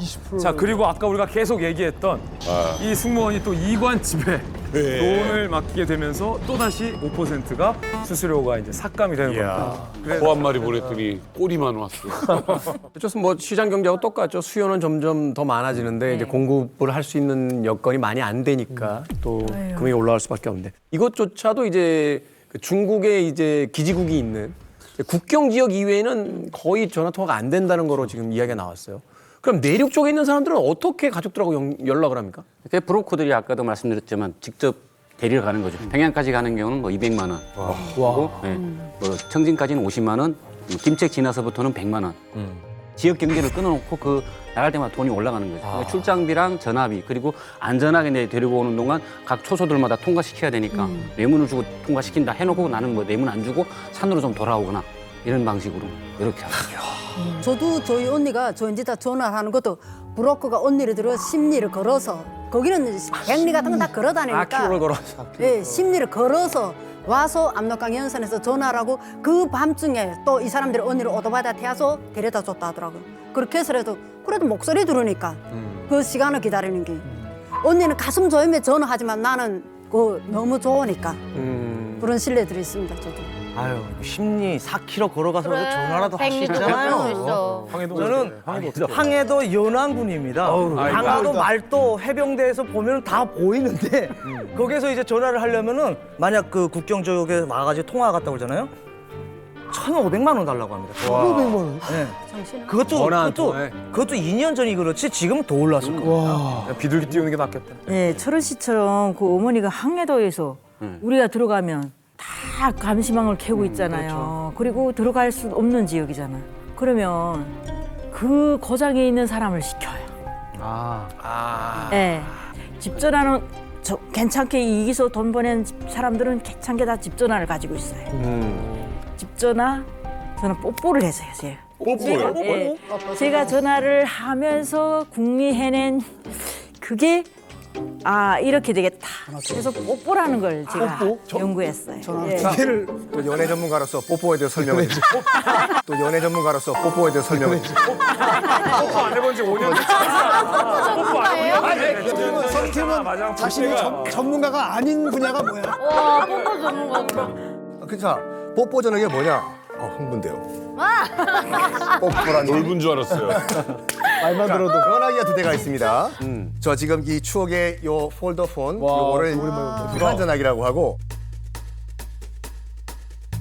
요거는 이제 중국 전화기라고 할게요. 네. 저는 지금 북한 땅에 들어가 있어요. 자 지금 남한에 있는 우리 또 중건과 북한에 있는 종민과 통화를 지금 제가 시도를 합니다. 일단 북한 전화기 가지고 종민한테 전화 걸립니다. 종민 씨? 예, 예. 잠깐만요. 네. 끊으면 안 돼요. 살려졌어요. 이거 쉽지. 예. 서울이죠? 잠깐만요, 예. 자, 예, 동생 찾았어요, 지금. 종민 씨. 잠깐만요. 둘 다 스피커폰을 딱딱딱 치고. 자, 통화하십시오. 종민아! 중거리다! 네. 이게 뽀뽀폰이에요. 그리고 스피커폰이 없던 시절에는 그냥 갖다 일러서 이렇게 갖다 대고 이렇게. 예. 이렇게 붙여요. 음질은 어때요? 그러게. 엉망이네. 안 음질이 들려요? 잘 안 들려요. 음질이 항상. 그래서 저희가 잘 들릴 수 있는 북한 전화도 잘 되는 지점, 중국 전화도 잘 들릴 수 있는 삼각지대를 딱 찾아요. 저희는 이제는 한 몇 년 해보다 나니까 이 지역에는 어느 정도면 저기 오겠다. 그러니까 감이 오는 거예요. 날씨에 따라서도 다르고. 통신 전문가가 되셔서 이제. 근데 이제 그 자강도 같은 경우도 안 들어가고 또 사람이 나올 수가 없어요. 자강도는 들어가고 나가고가 안 되거든요, 아예. 자강도 사람 그러니까 밖으로 저기 못 1,000만 나와요. 원 줘도 안 가요. 네. 근데 정말 돈 많이 주니까 가긴 가더라고요. 네, 진짜 남자분인데 가긴 갔는데 그 뽀뽀를 시켜주는 거예요. 근데 어떻게 하냐면 하다가 또 뭐 이렇게 들려요. 그러니까 이걸 뭐니까 뭐라고? 뭐라니? 이거 막 먹으시겠어요. 저렇게 안 될 때는 저희서 가운데서 전달을 해줘요. 이렇게 얘기합니다. 네. 이렇게. 왜 이렇게 안 들리죠? 그러면 지금 파장장애가 조금 심해서 그러는데 제가 전달해주면 안 될까요? 처음에 목소리를 들었잖아요. 이제 내 가족이랑 하긴 됐잖아요. 그럼 그 다음에 전달 방법이 돼. 상단이. 예. 근데 이게 뭐 물론 뭐 북한하고 연락하는 거기 때문에 그 진짜 별난 방법으로 다 하잖아요. 근데 단점이 있어요. 북한 핸드폰을 쓰기 때문에 감청이 됩니다. 맞아요. 맞아요. 북한 핸드폰을 사용하고 있기 때문에 이것도 15국 해외 전파 탐지국에서 또 가만히 있겠나요? 또 족국하고 또 통화를 하는데 그러니까 그걸 또 감청을 해요. 그래서 또 뛰는 놈에 나는 놈이 있고 나는 놈에 뭐가 있는지 모르겠지만 그러다 보니까 또 다른 방법이 생기는 게 오토바이 타고 이동하면서 해요. 그것도 머리 오토바이 타고. 네, 이동하면서 그러면 한 곳에서 발신 신호가 계속 나는 것이 아니고 움직이기 때문에 그래. 잡주로 오기도 또 어려워요. 네. 그래서 여러 가지 방법들이 있는데 어쨌든 중요한 거는 그 전화 통화는 오래 못 하는 거죠. 3분에서 또 껐다가 다시 한다든지 그런 방법으로 해야 되는 거죠. 그 전파 탐지기의 원리가 있잖아요. 그러니까 위치를 갖다 잡으려면은 평면 위에서는 2지점이 필요하고요. 그러니까 위성이 2개가 필요하고, 그다음 GPS 고도가 생기면 3D가 되잖아요. 그래서 보통 이제 내가 그림을 한번 그려봤는데 2군데다가 레이더를 설치하는 거죠. 근데 만약에 요 가운데 지점에서 전파가 발생이 됐다라고 한다면 여기랑 거리가 같죠. 네. 같으면 요거가 요거의 정 가운데 있다는 얘기잖아요. 근데 만약에 요게 요 지점이다라고 하면 요 지점에서 산으로 가는 것은 짧고 저쪽 산으로 가는 건 길죠. 그럼 시간차가 발생하잖아요. 그걸 이용해가지고 위치를 잡는 거거든요. 이걸 하나 설치해 놓고 그다음에 이동식이 있거든요. 그게 요거라고 생각하면 됩니다. 그걸 찾아가지고 점점 다가가면 잡는 거죠. 그러니까 빨리 전화한 다음에 빨리 옮기는 수밖에 없어요. 계속 돌아다녀야 돼. 지금은 그러면 계산을 또 다시 해야 되니까. 그러니까 아마 2군데다만 설치해 놓으면은 딱 특정이 되거든요. 어느 지점이다. 그럼 이제 잡으러 가는 시간이 필요하잖아요. 근데 이제 거기서 움직이는 애들이 또 있대요. 그래서 이동식 또 전파 탐지기가 있는 거예요. 이걸 가지고 이제 가는 거기 때문에 조금 통화한 다음에 바로 빠져야 되는 맞아요. 거죠. 와. 아니 근데 이 3분 안에 위치를 특정한다는 게 북한 기술로서 가능한 건가요? 3분이 아니라 1초 이내로 그 발신지를 추적할 수 있어요. 빨리. 왜냐하면은 고주파수일수록 우리가 쓰는 이제 핸드폰 그리고 조금 더 이제 프리퀀시가 좀 낮으면은 우리가 알고 있는 AM, FM 라디오. 이제 저주파수 같은 경우에는 우리가 알고 있는 이제 무전기가 되는 건데 이게 특성이 뭐냐면 점 있잖아요. 발신지에서 딱 이게 전파가 발생하면 사방으로 쫙 퍼지는 그런 습성이 있어요. 이게. 그럼 역으로 쫙 퍼진 거에 한 점이 있을 거잖아요. 요것만 잡아내면 돼요. 우리가 쉽게 접할 수 있는 것이 뭐냐면은 그 방에 있는 몰래 카메라 같은 걸 잡는 거 있잖아요. 몰래 카메라. 이것도 그 전파가 나오는 그 지점만 찾아내는 거거든요. 네, 제가 있을 때는 독일제가 들어왔더라고요. 탐지기가. 일제 나오면 또 이게요. 네, 우리 고장 쪽에는요 산이 낮으니까 야산이 하나 있어요. 네. 그 밑에 아예 동굴처럼 해고 기계를 넣고 거기에 다 시스템들이 이런 모니터링이 있고 다 그걸 보는 거예요. 잡는 데더라. 네, 그리고 다 이렇게 이런 걸 끼고 다 들어요. 어느 정도 딱 뭐 내가 잡아야 될 거에다 하면 그걸 딱 중심지에 놓고 이 이동 탐지기를 메고 각 곳으로 나가서 이산소선 헤매는 거예요. 또 잡으러 다니는 거예요. 네, 또 잡으러 다녀. 그럼 우리 막 이렇게 하고 막 전화하는 것도 막 잡아채서 막 오는 거예요. 저도 그렇게 하더라고요. 아, 무섭구나. 잡아떼더라고요. 예전에 제가 보이베에 있었을 때는 차로 움직였어요. 차에 딱 타면 우리가 그 뭐 액션 영화들 보면 그 장비들 나오잖아요. 그것처럼 그런 식으로 움직였는데 이제 가방에다 넣고 다니는 좀 소형화된 게 나와가지고 그 들고 가면은 어느 점점 위치가 갖춰지면 소리가 나요. 삐일찌 하면서 이런 소리가 나거든요. 뭐 방사능이 이렇게 그렇죠, 측정하는 그렇죠. 것처럼. 네. 그런 걸로 해가지고 찾아내는 좀 형식이 좀 다양해지고 좀 소량화된 거죠. 예전과는 달리. 저도 이제 말씀하신 그런 소리 들었어요. 왜냐면 저기 부탁한 의뢰인이 그 아마 집이 평양인가 봐요. 평양인데 평양 소식 못 듣잖아요. 그러니까 계속 신부름을 보내는데도 평양에서 군본 뭐 그런 게 안 되니까 저기 조금 연결시켜달라 했는데 안 되니까 부산에 이렇게 사촌 언니가 있대요. 그 언니를 부탁하는데 그 마담에하고 전화를 하니까 조금 기다리라는 거예요. 그때 전화기를 껐어야 되는데 끄지 않고 그냥 전화기 켠 상태에서 이 덤불에다 이렇게 툭 밀어넣고 조금 기다리라니까 우산 이렇게 들고 그렇게 앉았어요. 둘이 다 이러고 핸들거리면서 지금 말을 하는데 야 너네 그 우산 들어라 딱 이러는 거예요. 우산 딱 두놈에 이 밑에서 또 발이 쫙 올라오는 거 보니까 단지기 딱 메고 있는데 이 앞으로 딱 내 앞에 온 거예요. 요만한 간격. 전화기를 딱 쥐는 순간에 쨍 하면 이동 탐지기야 내 전화기가 그렇지. 연결 시스템 그 금속 굽는 소리가 쨍 하고 나는 거예요. 마이크 가차에 됐을 때 소리 나는. 네, 한번 줘야겠네. 하울링 생기듯이. 네, 맞아요. 이 철렁도 아니고 이건 진짜. 어우. 아니 그럼 이렇게 감청한다고 이제 하니까 전화할 때 좀 조심해야 될 것 한 번도 안 같아요. 말실수 같은 거 조심해야 될 게 있나요? 한 번은 이자처럼 전화 뽀뽀를 해주려고. 왜냐면 그 어머님이 여기에 있는 분이 너무 어머님을 간절하게 원해서 제가 그 집은 농촌에 있었어요. 이 엄마를 무산까지 못 데리고 오잖아요. 발구 태워갖고 오겠어요. 어쩌겠어요. 그래서 엄마를 전화 잘 되고 믿음성이 있는 집에다가 옮겨라. 그래서 그 집에 전화를 몇 시부터 몇 시까지 딱 기다려라. 내가 전화를 하면 그 전화기만 들고 엄마는 그저 입만 움직이라고 해라. 이렇게 하고 제가 또 그 중국 전화하고 조선 전화를 쥐고 갔어요. 그거 잘 되는데 가서 엄마 전화 연결시켜 줄게요 하고 딱 뽀뽀를 하는데 엄마 지금 아프냐고. 하나님 믿으면 안 아픈데 왜 하나님 안 믿고 하나님 믿으면 안 아픈데 왜 하나님 안 믿고 하나님이? 하나님이? 북한에서는 하나 이런 말만 들어도 잡아가는 판인데 아니 전화를 공공연하게 하나님이 어쩌고저쩌고 북한 전화를 딱 끄고 거기다 대고 미치지 않았냐고. 하나님 믿겠으면 니나 믿어라. 우리 장군님밖에 더 믿을 게 누구 있냐고. 이걸 크게 걸릴까 봐 그러신 거예요. 예, 그때는 내 목소리에 감정이 다 들어간다고 생각하고 저는 살아야 되니까. 사상적으로 말해야 되는 거예요. 왜냐면 전화 통화가 지금은 이제 뭐 국가 반역죄까지 가지는 않는데 기독교를 믿는다. 그럼 바로 국가 반역죄. 그렇죠. 바로 반역죄로 처벌돼. 그러니까 더 이상 뭐 아무리 이 뇌물을 줘도 이제 배경이 해줄 수 있는 일이 있고 넘어가는 일이 생겨버리면 이게 안 되는 거니까. 가족들을 위해서라도 김정은 이런 얘기하면 안 돼요. 우리가 그래서 일부러 가족들과 통화할 때는 일부러 그렇게 해주는 거예요. 왜? 혹시라도 그게 버입에 들어갔을 때 이걸 앞에다 딱 틀어놨는데 야 정은이 말이야 혼자서 처먹고 돼지같이 살만 찌고 이렇게 하면 이걸 듣고 친척이 가만히 있으면 안 돼요. 거기서 언니 그런 얘기 하지 마시래요. 우리 원수님이 안녕하세요. 이 나라는 안녕합니다. 이렇게 막 나와야 되는 거예요. 그래야지 이걸 딱 틀어놨을 때 여기 철은 동지가 아, 너 그래도 이렇게 했구나. 너 돈만 받으려고 했구나. 이렇게 살아나올 방법이 생기는 거예요.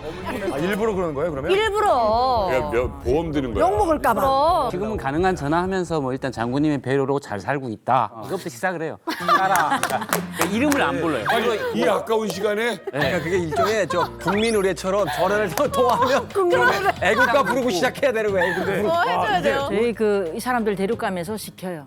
뭐 미리 사상적인 말만 해라. 저쪽에서 녹음하고 있으니까 저쪽에서 감청하는 쪽에. 그러니까 우리 가명도 쓰는 거예요. 은별이 엄마. 이름 안 부르죠. 맞아. 그래.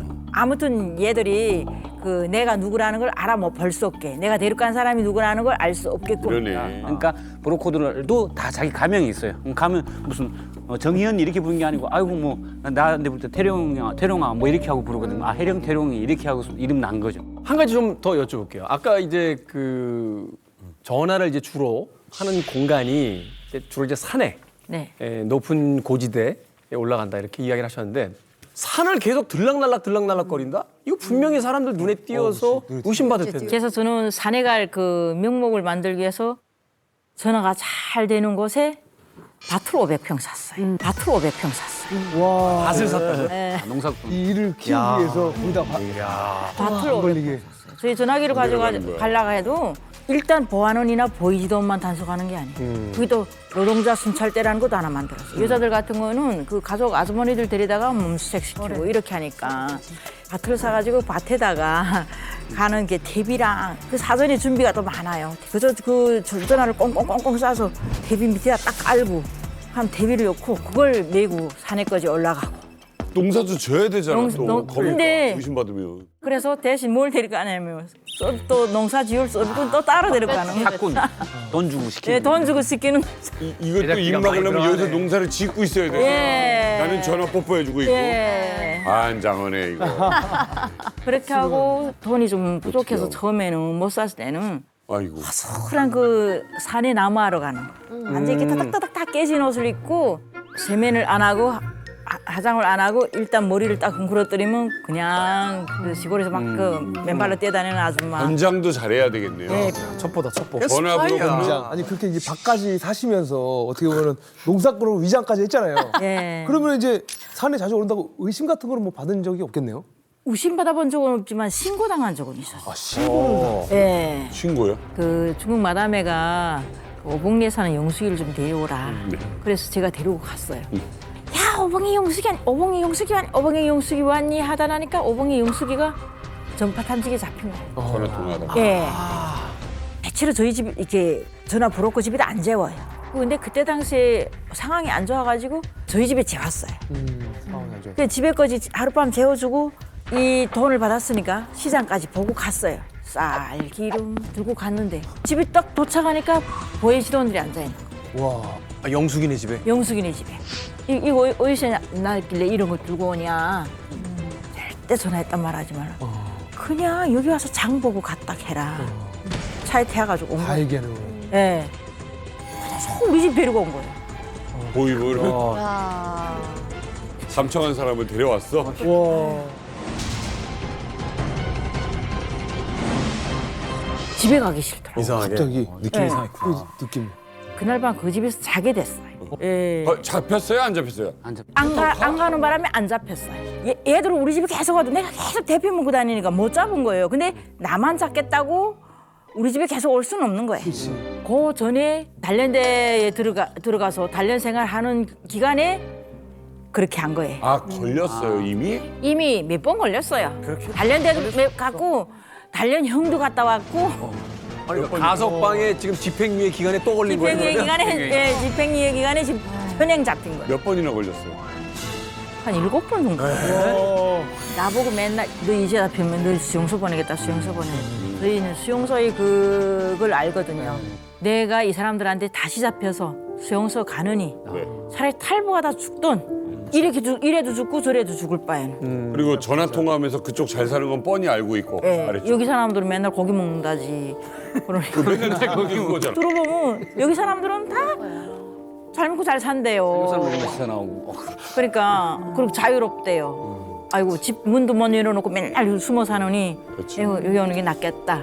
그러니까 누구보다 남쪽 생활을 잘 아는 분이니. 네. 그러니까 탈북을 결심하시게 된 거네요. 브로커들의 마지막 임무는 자기 탈북입니다. 예. 네. 한 번 잡히면 죽겠다 싶어서 이 한 번을 마지막 가는 길에 베팅해 보자. 그렇죠. 그러니까 어쨌든 이 정말 말이 안 되는 감시 아니에요. 이 와중에 전화 통화 연결을 한다. 이거는 아무나 할 수 있는 게 또 아닙니다. 자 그런데 오늘이요 이만갑에서 최초로 전화 통화하는 그 녹음 파일을 공개를 해드리겠습니다. 이게 딸과 엄마의 관계인데요. 어렵게 입수한 음성 녹음입니다.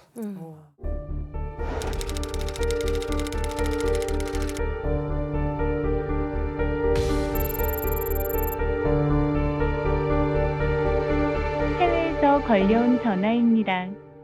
이 전화는 지하께서 요금을 부담하는 국제 전화입니다. 연결되었습니다. 유서, 알겠습니까? 유서, 무슨 일이야? 이제부터 어머니 보고 싶을 땐 내가 전화할게요. 엄마 보고 싶을 때 전화한다고? 내가 전화할게요. 이제부터 어머니 보고 때 내가 전화할게요. 엄마가 지금 엄마 당황했어. 저건 내가. 아 엄마 다른 얘기 해야 되는데 너무 당황스러우니까 지금 저쪽도 걱정이 되고. 아니, 그러니까 얘 너무 갑작스러워가지고 집에 무슨 일이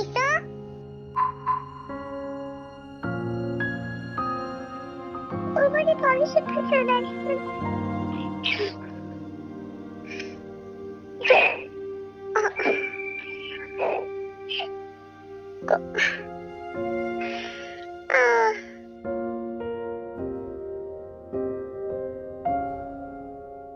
우리 딸 잘 크고 너무 나는 미안하다. 우리 딸 한테 엄마 미안하고 잘 지내야 돼. 아프지 말고 고맙다. 이제 올라와서 그 조심히 내려가. 엄마 말한 거 꼭 기억하고 위험하니까 조심하고 가네.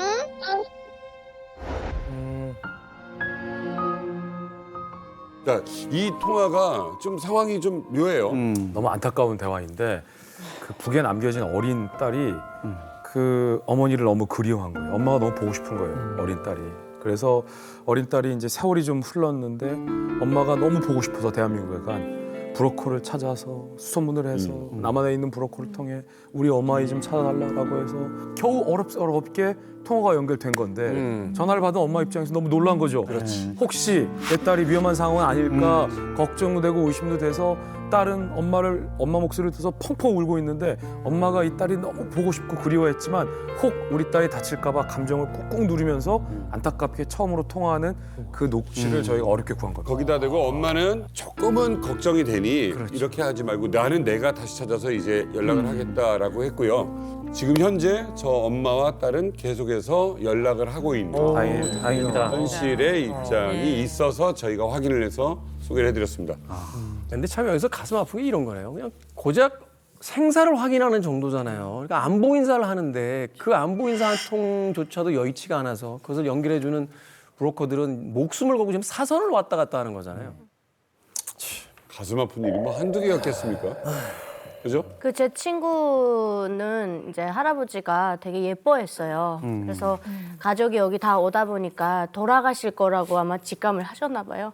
그래서 목소리를 한번 들어보고 싶다고 오셨는데 그때 국경에 그 백공부 그룹바가 쫙 풀린 거예요. 이제 그 여행 증명서를 한 15일 정도 끊고 왔는데 날이 가도 얘네들이 철수를 안 해요.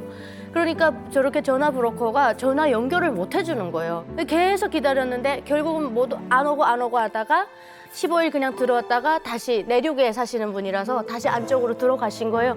그리고 돌아가셨다는 통보를 받으셨대요. 그래서 그때 온 가족이 꿇고 앉아서 통곡을 하고 엄청 울었다. 그 원한에 사무친다라고 얘기를 할 정도로 이 목소리 한번 듣는 게 정말 소원이에요, 저희한테는. 네. 제가 전화를 하다 보면 진짜 같이 운 적도 많아요. 그러게요. 우리 엄마를 좀 찾아달라. 자기가 한 못 본 지 15년이 됐다 하더라고요. 가서 우리 엄마 살아있는가만 알아봐주고 엄마가 걸어올 수 없으면 언니라도 좀 데리고 오라. 언니가 엄마가 같이 산대요. 이렇게 갔어요. 가니까 이제 막연하게 사는데 엄마는 1년 전에 돌아가시더라고요. 아이고. 그래서 언니를 데리고 갔어요. 언니를 데려가는데 두 자매가 얼마나 우는지 나도 같이 이게 그 3분 안에 할 얘기를 관두고 그냥 눈물만 쏟아내릴 것 같아요. 그냥 울어서 제가 그 좀 전에 제 밭이 있다 했잖아요. 나는 밭에서 농사 짓는 것처럼 하고 막을 이렇게 쳐놨으니까 그 안에서 언니와 동생이 우는데 저도 울면서 막 이렇게 종자를 박은 적이 막 있고. 아니 진짜 탈북민들 정말 애절함을 너무 알겠고요. 대신에 조금 진짜 조심할 부분이 많다는 거는 오늘 더 느낍니다. 아니 그 어떻게 보면 요즘은 이제 통제도 이제 훨씬 심해졌잖아요. 네. 그럼 어떻게 연락을 주고 받는지도 좀 궁금하고 아예 방법이 다 끊긴 건가요? 그래도 이 천륜을 끊을 수는 없죠. 그럼요. 방법이 다 있습니다. 지금까지는 황해도, 개성, 강원도, 북한의 최전방, 우리와 접경지 주민들은 거의 통화를 못 한다고 보면 돼요. 왜냐하면 북중 접경 지역인 압록강, 두만강 근처까지 가야 되는데 거기까지 브로커가 내려와서 북에 있는 가족을 북중 접경으로 데려갈 수도 없고 비용도 너무 커요. 그런데 제가 최근에 아주 흥미로운 제보를 받았습니다. 국내에서 한국에서 갤럭시 핸드폰을 로밍을 해서 이북으로 보낸다. 로밍을 해서 제보를 받았어요. 이게 조심히 써야 돼요. 한국 폰을 북한에서 쓰려면 정말 발각되면 큰일 날 수 있습니다. 그런데 아까 웅대 선생님은 가로 본능 들고 다녔잖아요. 잘만 쓰면 이게 좋은 점이 뭐냐면 요금은 한국에서 계속 가족들이 내주는 거예요. 브로커를 낄 필요가 없는 거예요. 저 북중 접경 지역에 사는 가족이면 로밍이 돼 있기 때문에 로밍 전화를 통해서 중국을 거쳐서 한국에 있는 가족이랑 통화를 해줘요. 그런데 정말 조심히 제한적으로 쓰셔야만 하는 거죠. 그러니까 로밍해서 보내가지고 로밍해서 하는 건 되거든요. 네. 위챗은 잘못 가. 브로커들 자체가 로밍폰을 안 가지겠다고 하죠. 왜? 위험해. 들키는 날에는 간첩이. 일반 전화가 아니고 한국 전화기를 가지고 있다 안 되기 때문에 진짜 가장 친한 이런 브로커 한데 그 친구 좀 약간 깡도 좋은 친구를 받아가지고 실제 영상 통화하고 카톡도 보내고. 가능한 거예요? 지금은 안 되고 한 7, 8년 전까지 코로나 전까지 했었어요. 이제 영상 통화랑 하고 이렇게 하는 게 좀 힘드니까 전화하기도 힘들지 않을까? 돈도 많이 나가지 않을까? 지금은 중국 전화 위챗이란 거 있지 않습니까? 중국 어플. 그걸로 매일 문자도 할 수 있고. 이게 중국어는 되니까 위치. 네. 그리고 또 그런 게 있습니다. 그전 때는 내가 형제들이 보고프지 않습니까? 엄마 보고프고 뭐 이러면 사진이 하나도 없지 않습니까? 우리가 올 때는 사진을 못 갖고 왔으니까. 언니인데다가 내가 잘 사는 모습을 보여주고 싶은 거예요. 그래서 사진을 보냈습니다. 이 사진을 좀 보내서 우리 언니한테 좀 보여주라. 가족 사진을 이렇게 해서 보내줘. 그거 최고다. 이게 사실이 제일 그리운 건데. 네. 이 사진을 보내고 언니가 이 사진을 가지고 있으면 모르겠는데 가지고 뭐 있는단 말입니다. 그렇지, 삭제해야지. 브로커가 갈 때만 보고 브로커가 가면 언니는 못 본단 말이에요. 그럼 머리에다가 그냥 눈에다 담아야지. 기억해야 네. 되는 거야? 담아야 되죠. 그렇지. 그러게 동생아 너 보낸 사진을 봤다 하면서 아프지는 않지 하면 막 울면서 영상 통화했더라. 영상으로 보냈는데 너무 마음이 아픈 거죠, 그러니까 우리. 그래도 저는 이야기를 듣다 보면 그래도 저 북쪽 지역에 사시는 분들 연락이라도 하잖아요. 뭐 북한에서 탈북하면 뭐 추방 보낸다고 하던데 우리 어머니 추방을 안 시키네. 저는 솔직히 그걸 은근슬쩍 기대했거든요. 추방을 하면 좀 부산 쪽이라든지 그런 쪽으로 추방을 좀 보내주면 좋겠는데 안 보내고 황해에다 잡아놓고 있어요. 그래서 제가 제일 맞아요. 그 연락하기가 너무 힘들어요. 그래서 거기에다 사람을 보내가지고 제가 사진 한 2장 받은 게 있는데 뭐 무슨 날이 뭐 어떤 날이라나 그 딱 간 날에 오이부차가 와 있더라고요. 지금 제가 탈북인 지 7년 됐는데 어머니를 아직도 감시하고 있어요. 이게 어쨌든 이렇게 하다 보면은 전화 통화하다 보면 송금 브로커 일까지 하게 되겠네요. 예, 사진 보내고 전화 보내고 하다 보면 송금 브로커 연결되고 그렇죠. 그 라인으로 같이 가는 같이 움직이는 거. 또 다른 브로커를 끼울 필요가 없이 송금 브로커 하다 보니까 그다음 좀 발전하다 보니까 저는 한국 와서도 브로커를 했었거든요. 하면서부터는 요즘은 사진, 뭐 동영상 이렇게 찍어가지고 확인해서 보내줘. 저쪽에서 북한에서 확인해서 사진 문자 오면 거기서는 사진 문자 보내고 바로 삭제하고 저쪽에서 받은 순간 그 영상으로 보내던 사진 보면 그거 딱 보고 그냥 눈이 더 기억하고 바로 삭제. 아이고야. 안타깝지만 사실 현실적인 거는 뭐냐면 이런 통화가 가능하게 하는 거는 가족 간의 정의라는 측면도 있지만 사실 가장 중요한 거는 돈이에요.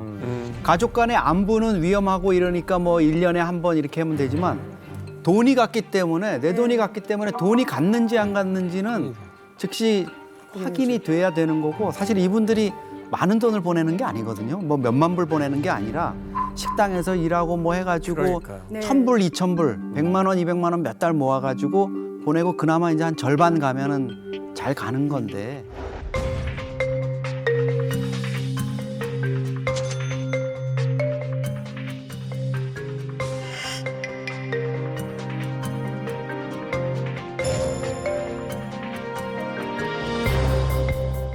이게 없으면 이게 믿지를 못하는 거예요. 이게 영수증이에요. 네.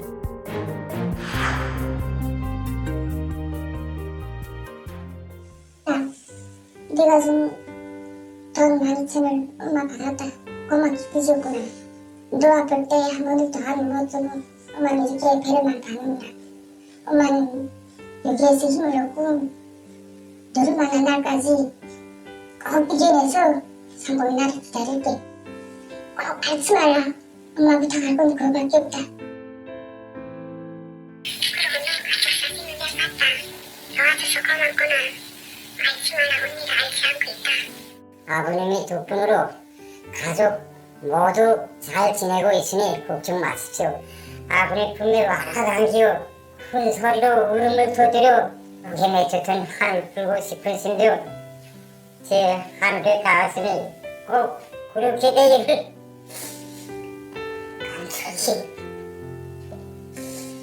간절히 바랍니다.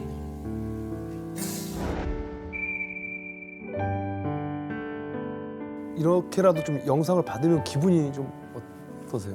정말 이제까지 하루 종일 기분이 좋고 눈물은 흐르는데 웃음에 그리고 그 소식을 알았다는 것만 해도 너무 기분 좋고 저는 저희 언니한테서 첫 소식을 받고 영상을 받았을 때 설날 딱 전이란 말입니다. 제가 생각한 게 뭘 생각한 줄 압니까? 야, 올해 설날에는 우리 언니 이 밥에다 고기를 먹겠구나. 이 생각하니까 설날에 밥이 저도 막 맛있게 먹더라고요. 그게 너무 마음이 막 그래가지고 아프다 하기도 하고 쓰리다 하기도 하고 마음이 있으니까요. 그러면서도 또 뿌듯하기도 하고 내가 여기서 이렇게 노가다에서 이렇게 힘들게 일했지만 이 돈을 줘서 언니가 이렇게 먹고 산다는 거 생각하면 힘들어도 또 아침에 새벽에 또 출근하고 있단 말입니다. 그렇게 되죠. 그게 원동력인 것 같습니다. 진짜. 그래서 이렇게 계속 통화를 하다가 어느 때부터 지금 이게 너무 복잡하게 나니까 지금 영상 통화도 못하게 이러는데 언제부터 못했어요? 9월까지 하고 지금 못했습니다. 작년 9월. 2024년 9월까지. 2024년 9월. 네. 그 이후에는 안 돼요, 이게? 9월까지는 아니 지금은 연락이 몽땅 끊겼습니다. 그래서 제가 솔직히 오늘 아침에도 문자를 왜 뭔 일이 있냐 한데도 지금 답이 없단 말입니다. 세게 처벌하니까. 다 그래요, 요즘? 예, 요즘 다 안 됩니다. 탈북민들 어떻게 합니까, 이제? 그러니까 지금 일단은 이게 코로나 때보다 더 심해진 게 코로나 겪고 나면서 단속 봉쇄가 좀 심해졌는데 갑자기 또 김정은 뭐 아마 우크라이나로 북한 가고 이러면서 아예 그냥 그럼 이제 파병 문제 걸리고 뭐하고 하니까 당분간은 당분간 위험하다. 현재는 전화 통화도 어려운 상황이고 사실은 송금이고 뭐고 다 막힌 상황인데 사실 이거 곱게 보지 않는 분들도 많이 있습니다. 그렇죠. 근데 뭐 현실적으로 실정법 위반인 거는 틀림없습니다. 북한 가족들하고 연락을 한다 그래도 그게 사실은 뭐 교류협력법 위반이라고 이렇게 할 수 있는 거고 또 더더구나 이제 돈을 보내는 것 같은 경우에는 뭐 대북제재 위반 이런 얘기까지도 나올 수는 있는데 그거에 앞서서 사실 이게 인도적 차원의 문제이고 또 탈북하신 분들 북한의 이제 제북 가족분들이 여러 가지 어려움을 겪는 과정에서 이제 최소한의 생활을 유지할 수 있는 부분들 또 사정이 쉽지는 않지만 그분들이 또 결심을 한다면 남쪽 가족과 이제 만나기 위해서 동반 탈북을 하거나 이럴 수 있는 어떤 여건을 마련해 준다는 측면에서 그 부분을 실정법만으로는 손을 대기 어렵다 이게 정부 당국하고 수사기관에서도 그 부분은 공감을 하고 있는 것 같습니다. 그래요. 아 이게 참 이게 북한에서 탈북민 가족이 있는 집이면 그 어쨌든 북한 내에서는 보이부나 뭐 이쪽에서 감시당하고 그 이웃들도 같이 안 어울려 줄 거 아닙니까? 그러면 이거 사실은 생계 먹고 살라고 하는 그 수액을 보낼 수밖에 없는 게 현실인 것 같아요. 그러니까 일단 처음에는 뭐 송금 브로커, 전화 브로커 하다 보면 나중엔 탈북 브로커까지 연결이 됩니다. 처음엔 전화하려고 와서 서로 눈물 흘리고 막 이러면서 안부 전하다가 그다음부터는 또 와서 돈을 받고 보내주고 하고 몇 번 들어오고 그다음부터는 마지막에 좀 동생이나 아니면 자식 아니면 부모님을 모셔오고 싶다. 신뢰가 또 쌓인 거기도 하고. 예. 그렇게 되면 일단 의뢰인 입장에서는 그 전화나 이제 송금 브로커를 몇 번 해봐야 진짜 큰 돈을 주고 가족들을 데리고 올 수 있는지 또 검증을 해야 되는 거니까. 이게 처음에는 생사 여부, 그다음에 사진 한 장, 전화 통화, 만지고 싶고 보고 싶고 내가 맞아요, 여기고 싶고 관계가 있는 거예요. 친한데 가족인데 어떻게 목소리도 전화 받는 여기 있는 가족들도 맞아. 좀 어떻게 모셔오면 안 되겠냐. 처음에 영상으로 보는데 영상을 보니까 너무 슬픈 거예요. 우리 엄마가 이렇게 됐냐고. 그 젊었던 시절에 떠났던 20년 전 고향을 떠났는데 지금은 할머니가 돼서 있고. 많은 걸 원하는 게 아니잖아요. 가족들과 생사 여부, 안부를 묻는 전화 한 통을 하는데 이런 이야기들을 해야 된다는 게 이게 참 너무 비현실적이고 비극적이라는 생각이 드네요. 이 가슴이 아프다는 거 가지고도 부족할 것 같습니다. 뭐라고 표현을 못 하겠습니다, 솔직히. 이게 몇 시간 거리에서 진짜 뭐 우리 한국에는 저희 손에 6살짜리도 자기 핸드폰이 있습니다. 아니 이거 같은 요 몇 시간 거리에 앉아서 핸드폰도 없어 전화 연결을 못해서 그거 가지고 자기 목숨을 걸고 브로커가 있다는 게 이게 말이 비극이지 않습니까? 이거 너무 나는 마음이 아프다는 것도 표현을 못 할 것 같습니다, 진짜 이거는. 뭐 억울하다니까, 물론 뭐 북한에 계시는 저희 어머님도 나이가 점점 드시고 저도 점점 저거 되지만 그래도 그 그리움이라는 건 어떻게 못 하겠더라고요. 오늘 얘기 나와 보니까 진짜 제가 북한에서 전화 브로커를 한 게 좀 잘했다는 생각도 들고요. 그냥 북한과 남한이 큰 걸 안 바라고 전화 통화만이라도 허용해 줬으면 좋지 않겠냐. 네, 꼴보기 보기 싶어 출발했어. 나는 미안하다. 우리 딸 한들만 미안하고 잘 지내야 돼. 아프지 말고. 2004년 탈북 역사상 전무후무한 468명이 집단 탈북합니다.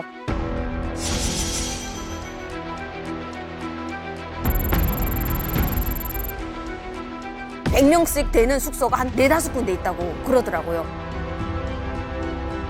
이러던 와중에 베트남 공안에 의해서 적발됩니다.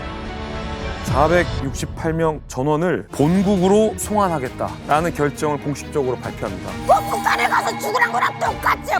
베테랑 요원 4명을 이제 선발을 해가지고 한 2-3일 만에 바로 파견된 것 같습니다.